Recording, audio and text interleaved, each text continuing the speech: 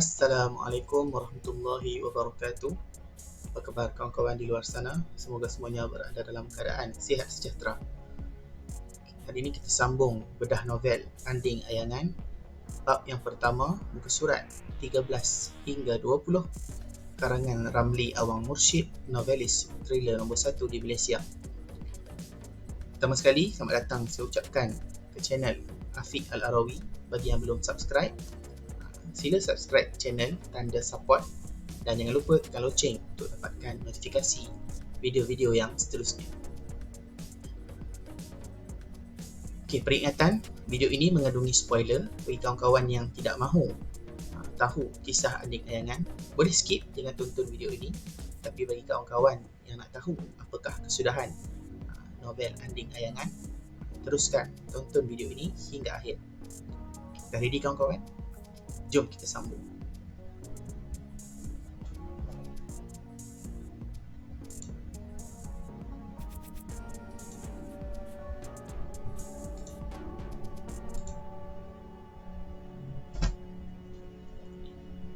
Bab 1, Kampung Laut Papar.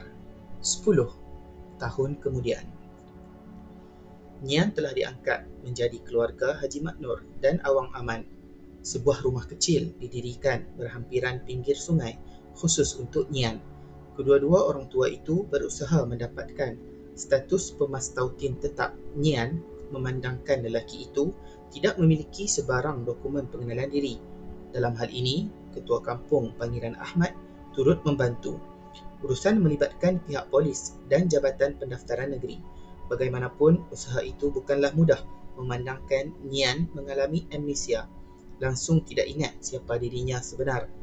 Bahkan tidak tahu dari mana asal-usulnya.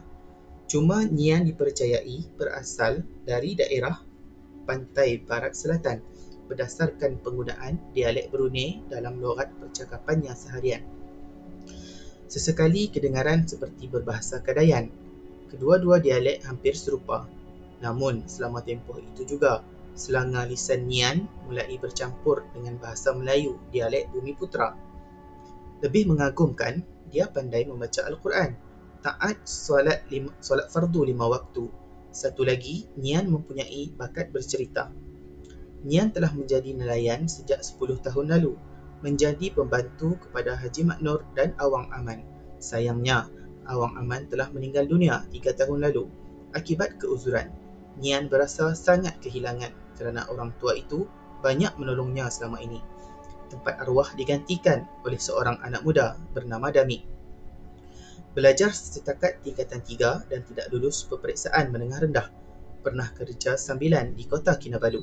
Akhirnya, Damit yang muda 10 tahun dari Nian telah memilih untuk pulang ke kampung dan menjadi nelayan. Bergabung tenaga bersama Nian membantu Haji Mat Nur. Kadangkala Nian dan Damit sahaja yang turun ke laut. Memandangkan sejak akhir-akhir ini Haji Mat Nur sering mengalami sakit, Nianlah yang dipertanggungjawabkan untuk menjual hasil tangkapan ikan kepada peraih di pasar Pekan Papar. Terserahlah kepada Haji Mat Nur untuk membahagikan hasil itu kepada mereka berdua. Nian sedang membasuh perahu di sungai, sementara Damit pula sedang memikul enjin sangkut untuk diletakkan di rumah Nian. Setelah itu, Damit kembali semula ke sungai untuk mendapatkan perahu yang telah ditambat di jeti. Lelaki itu kemudian melabuhkan sauh sebagai langkah keselamatan agar perahunya tidak dihanyutkan air pasang pada waktu malam. Damit kemudian mengemaskan lantai perahu pula, sementara Nian asyik memberus perahu untuk menanggalkan lumut. Setelah kerjanya siap, Damit duduk di atas perahu sambil menyalakan sugup kirai berasapkan tembakau kerit rendah. Dia asyik memerhatikan Nian yang sedang menyanyikan sebuah lagu Anding Paluan.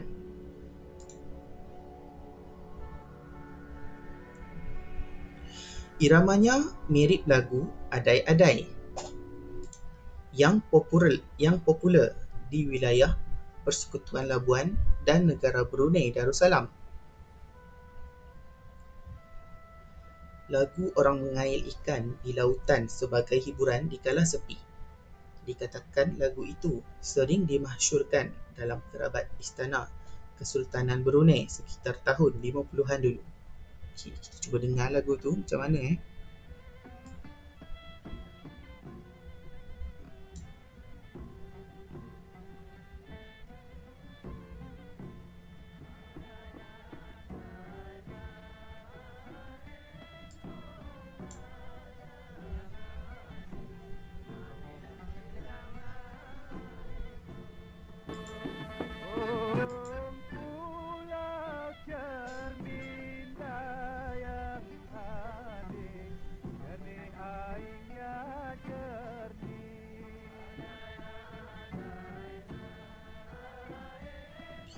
Dikatakan lagu itu sering dimasyhurkan dalam kerabat istana Kesultanan Brunei sekitar 50 kita tahun 50-an dahulu. Nian,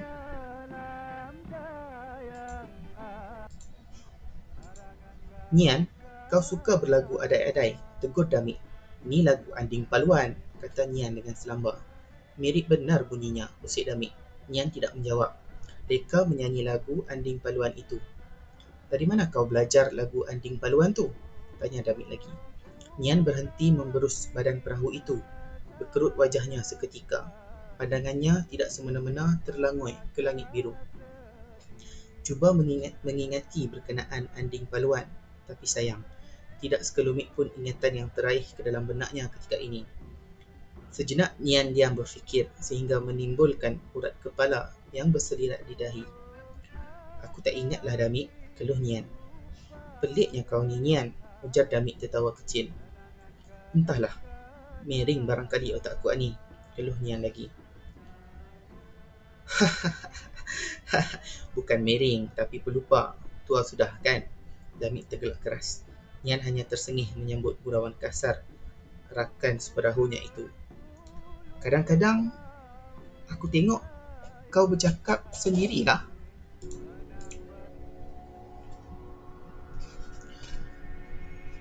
Kadang-kadang aku tengok kau bercakap sendirilah, Nian. Kau ada simpan gimbaran kah? Seloroh Damit namun Nian tetap tidak tersinggung. Haram tu, syirik, ujar Nian hanya meningkah sedemikian. Habis berkurapak seorang diri tu apa? Provok Damit dengan tujuan bergurau. Aku berdongeng, Damit, jujur Nian menjelaskan. Berdongeng? Dongeng apa? Gelak Damit terhenti. Dongeng Anding Ayangan, tegas Nian. Oh, mulut Damit terlopong. Nian mengalih pandangan ke arah Damit. Sigup kirai yang terselip di celah bibir dan semakin pendek terjatuh ke dalam air. Wajah Damit jelas memperlihatkan suatu harapan untuk mendengar dongeng itu. Namun Nian buat-buat tidak tahu sahaja. Lelaki itu menyambung semula pekerjaannya. Lagu Anding Paluan terus berkumandang dengan nada suara yang halus. Sekali-sekala nada suaranya meningkah suasana persekitaran.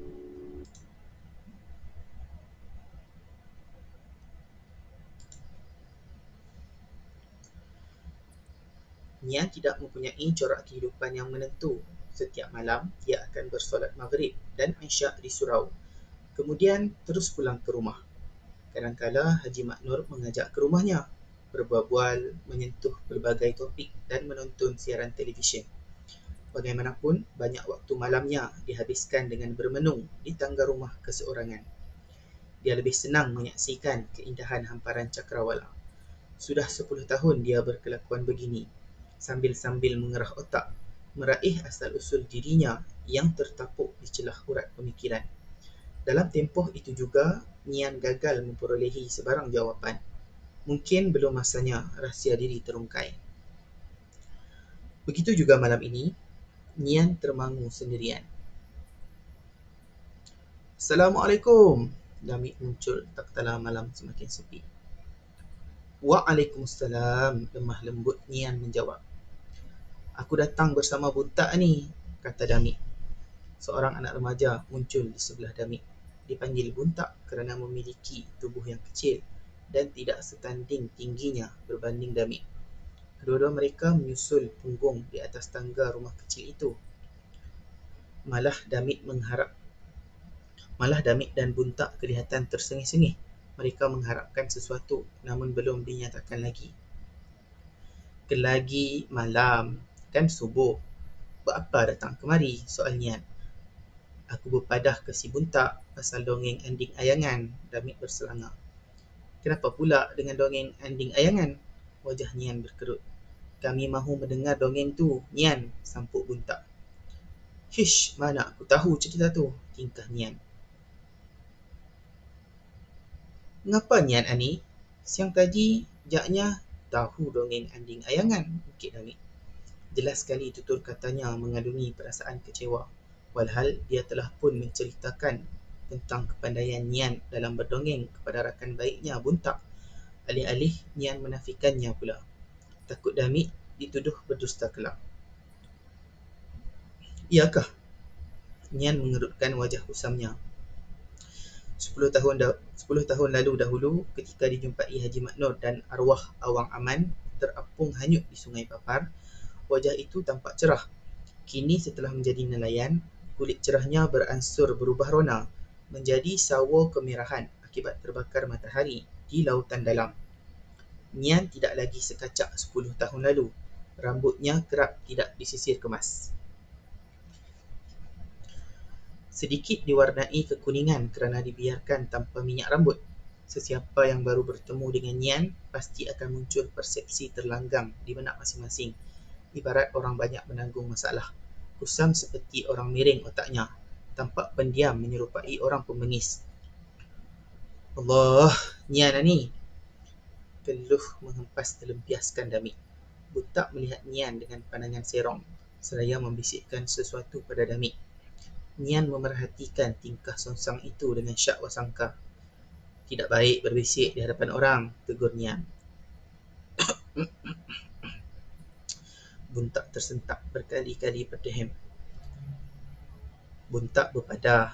Mungkin Nian ni otak miring, Damit menyatakannya. Hish, Buntak menyinggung lengan Damit. Oh, Nian menekam mata ke arah Buntak. Buntak yang berasa bersalah segera tersengih. Nian juga yang membuatkan kami menganggap Nian ni otak miring. Nian mengeluh berat dan mengalihkan pandangan ke arah Damit. Damit dan Buntak terdiam menyaksikan Nian diam agak lama. Lelaki berumur awal 40-an itu melangoi ke langit. Indah sungguh cakrawala malam ini. Yang menyerlah pastinya wajah bulan penuh, dihiasi gemerlapan bintang-bintang yang berselirak tidak menentu, namun tetap berada pada jajaran paksi yang terurus. Hebat Maha Suci Allah yang menciptakan keindahan sedemikian rupa. Mata manusia, sesiapa sahaja pasti akan menemui kepenatan apabila berusaha mencari sebarang kecacatan pada ciptaan terindah. Antara cipta-ciptaan yang sungguh masyhur, Damit dan Buntak mulai bosan menyaksikan perlakuan Nian yang tidak normal itu. Kami pulang dululah, Nian. Nada rajuk Damit tertutur menerusi rentak katanya.